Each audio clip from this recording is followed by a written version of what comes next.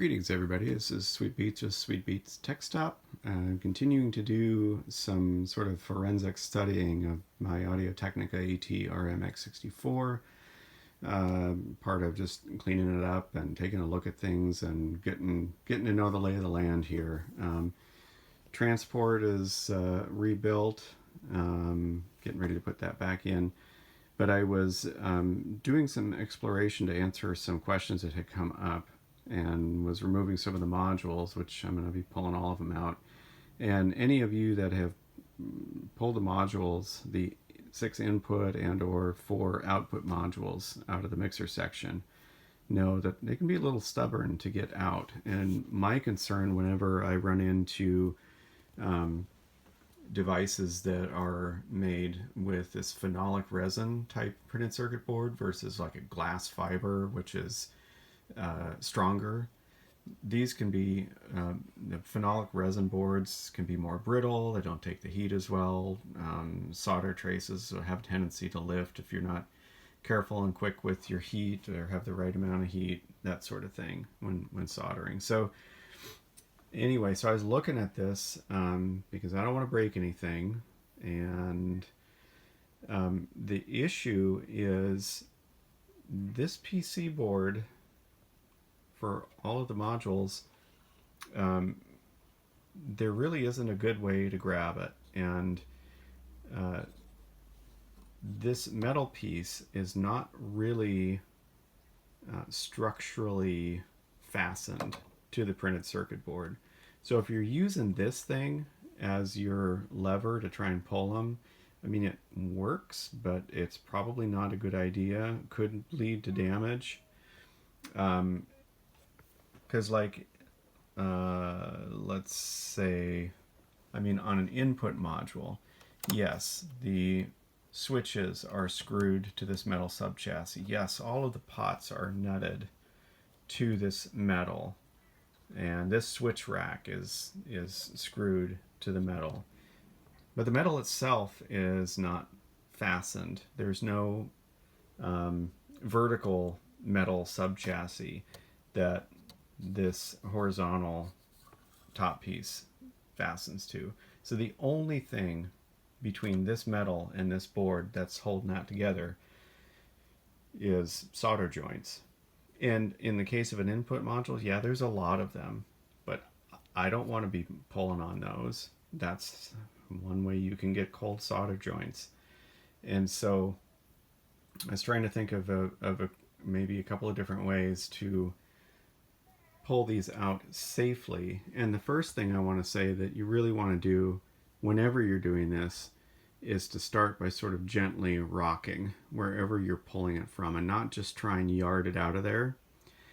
And it's better, I think, in my opinion, to start at one end and to try and kind of scissor it out.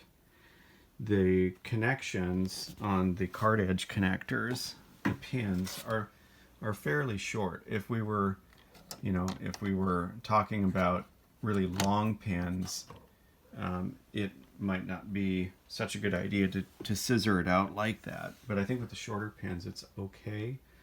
And you kind of rock it and scissor it, and as it starts to break free, then you push it back, and that kind of backs it out relatively straight. So not pulling it all the way out, but just kind of starting at one end to break it free, because that's the other part of the problem, is that the type of connectors that were used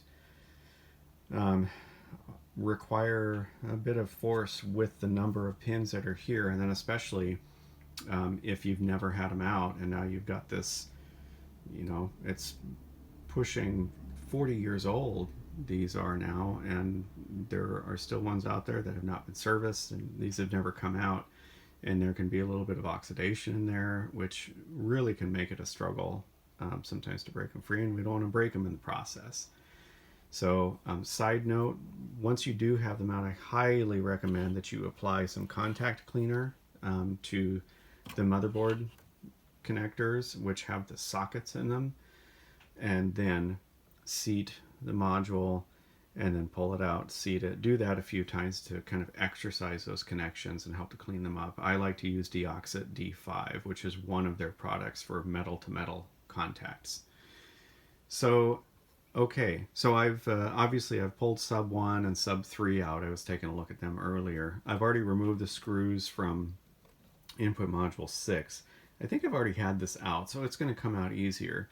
But sub 2, I've never had this module out, so you'll be able to see what it's like, my technique on something that has not been removed, at least in recent history that I'm aware of. And the technique is a little different between the output modules versus the inputs. I'll show you the output modules first. There is a point on the output module subchassis where we do have an ear that bends over to one of these type just plastic pins that goes in a hole, but this is really an ideal point, and we're not pulling on any solder joints or anything like that if we do it from here. And so the technique that I came up with was using like a pipe cleaner. You can use anything, but anything that you can loop through that point so that it's catching the metal of this, which is again connected to the corner of the PC board. So you get maximum leverage here, maximum leverage over where the connectors are if you do it here. So I always just make it a little loop, twist that around, and then you can actually lever like your thumb against the meter bridge. And so, like I said, there's just kind of just start to work on it. And if you can, like, can you see down here? The motherboard's are phenolic resin too. And so you're actually kind of pulling up on the motherboard, and you don't want to damage that either. So let's see. So what I would recommend, I'm going to use my hand in this case to kind of hold down the motherboard. But if you had more modules that were still in here, if you had some kind of a stick or some non-marring tool that you can place down in here, I wouldn't recommend like a screwdriver tip. Nothing that's going to damage or scratch things up, but something that's firm enough but not hard. But I want to just hold the motherboard down so that I'm not pulling up on that, potentially damaging the motherboard. And then we're just gonna gently rock. It's starting to come already. And then once it pops, then we can kind of work it a little bit. I'm gonna reposition the camera here.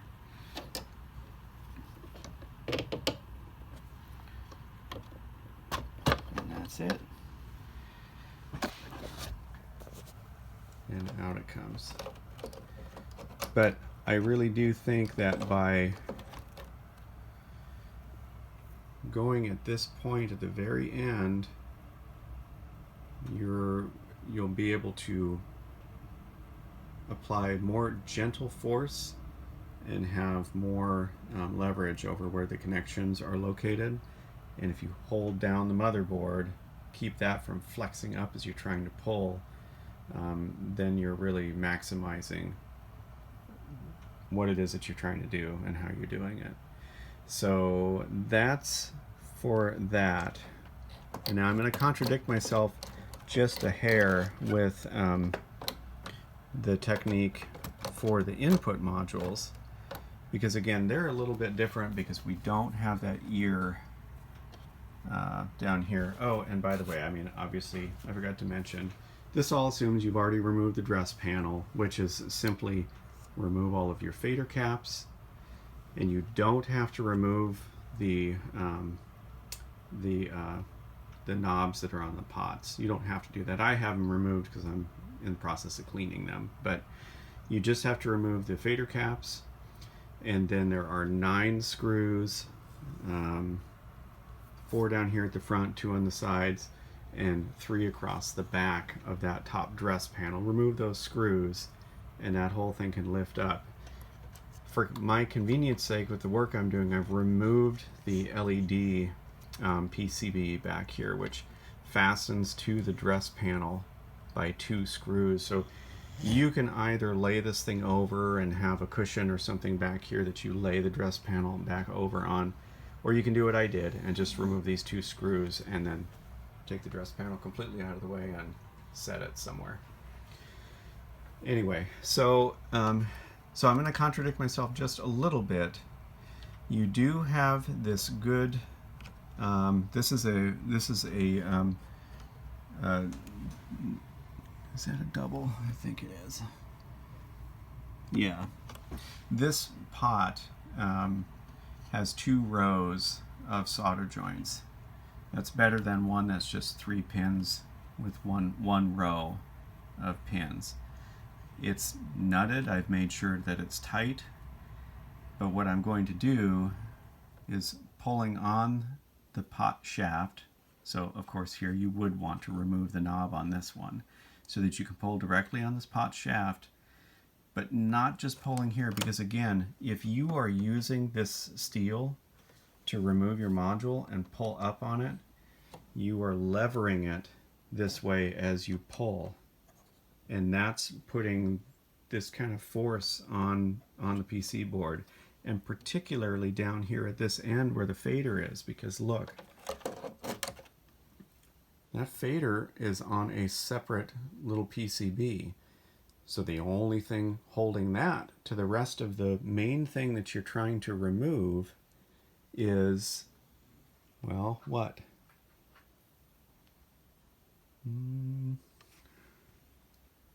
Nothing.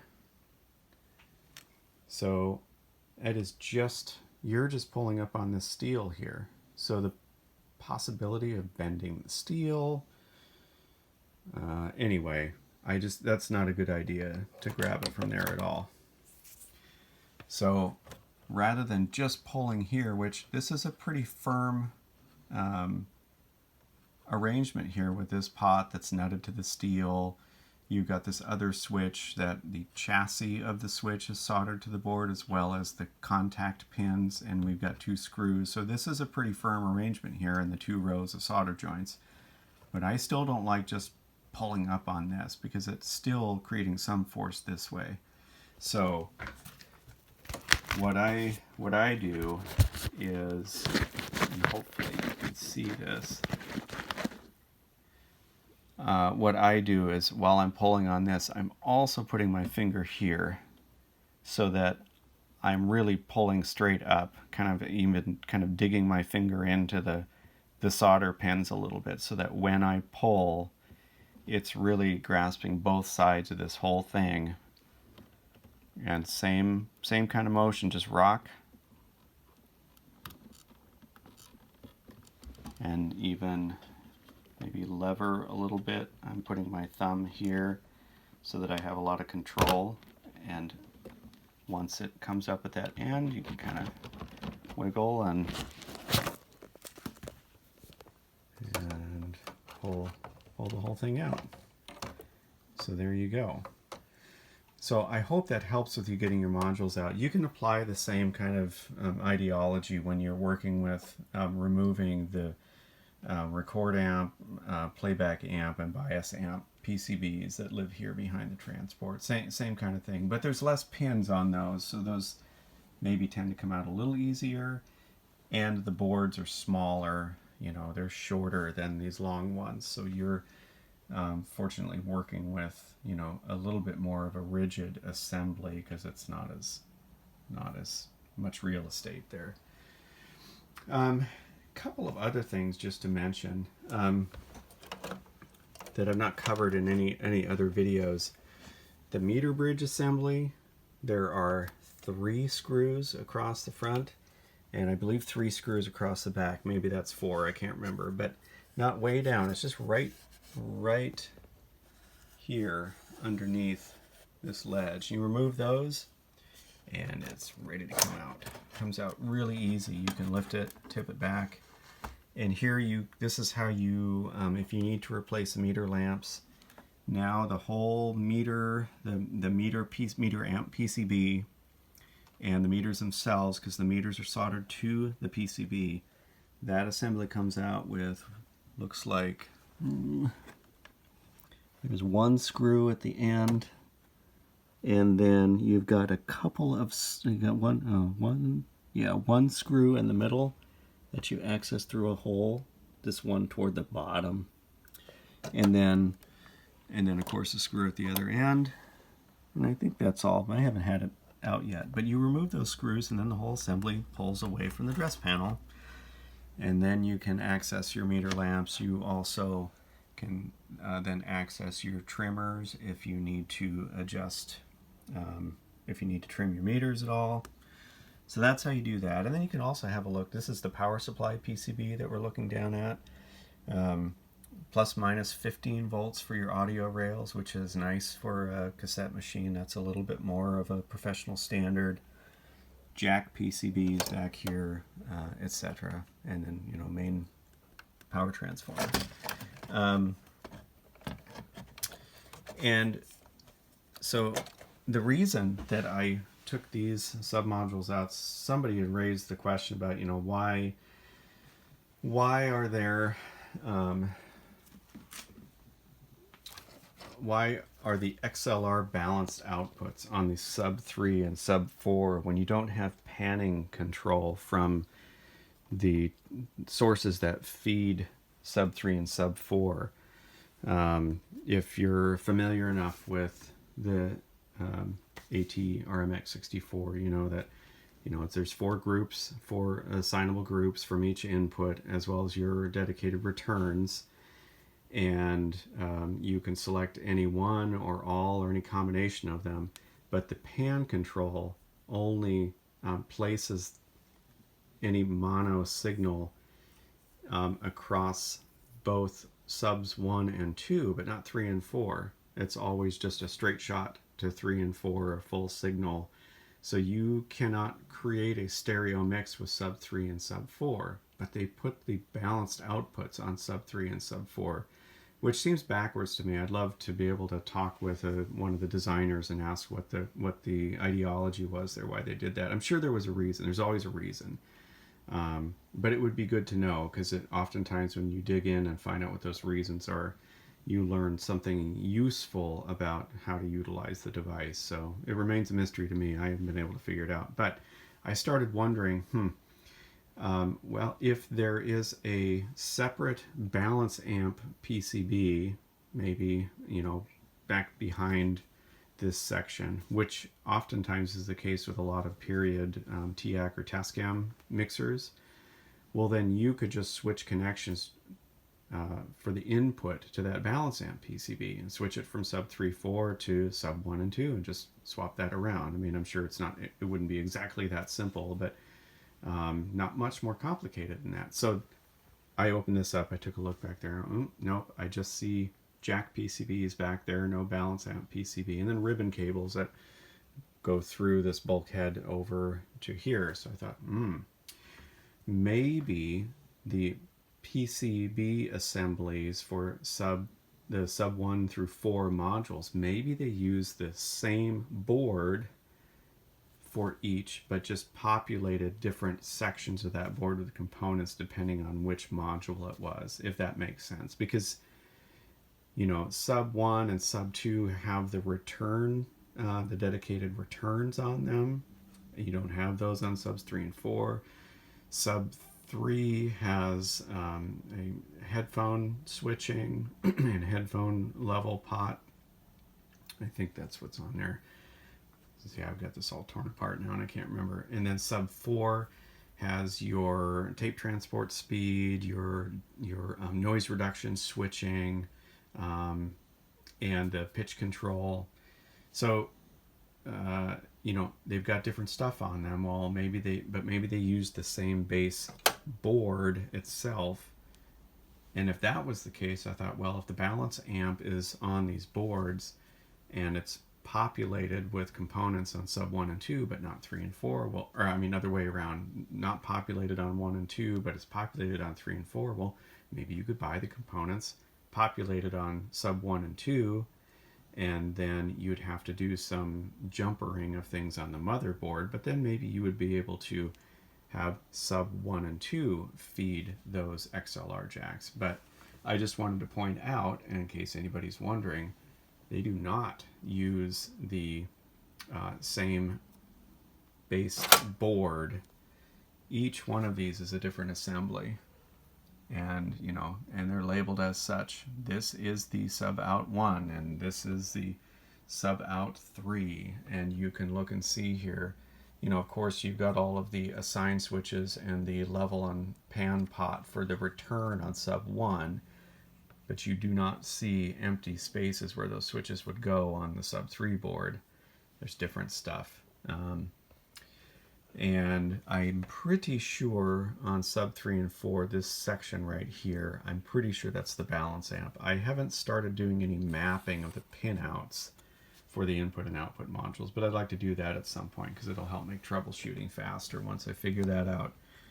But interestingly enough, I find that they use some little less common op amps in places. The most common op amps on this whole device is a TL072, which is a perfectly fine op amp. You can be an 072 hater if you want, but it's a good chip. It's super cheap. You find them everywhere, even today. And then 4560, which is sort of like a higher drive version of the 4556, which was the higher drive version of the TL72. So 4560 is an updated 4556, I think. Anyway, so those are used in areas where there's a little bit more drive needed. But like on the playback amp, we see these Mitsubishi 5220s, and then I pull the sub amps out, or the sub modules out today, and I'm pretty sure this is the balance amp section. That's a Mitsubishi 5216. You can pull the data sheets for these ICs, and it's just interesting.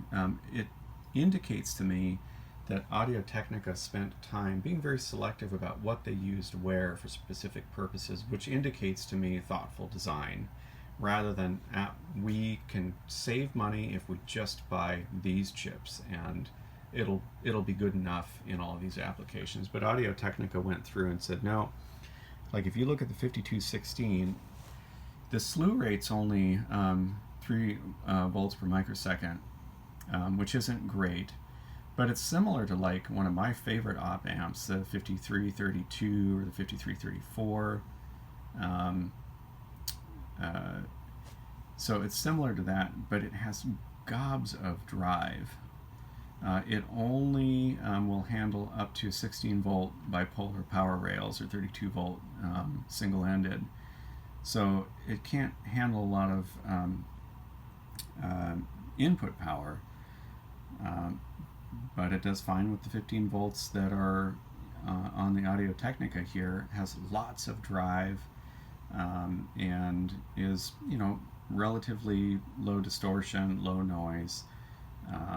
I just thought that was interesting. So those XLR outputs should have plenty of oomph for all manner of things. So I wanted to just point that out. I thought that was interesting. And then also, I had some questions because I pulled out the, the play amp, record amp, bias amp boards, was looking at them, starting to take inventory of what electrolytic capacitors are on them, and I'm like, there's a bunch of stuff missing here.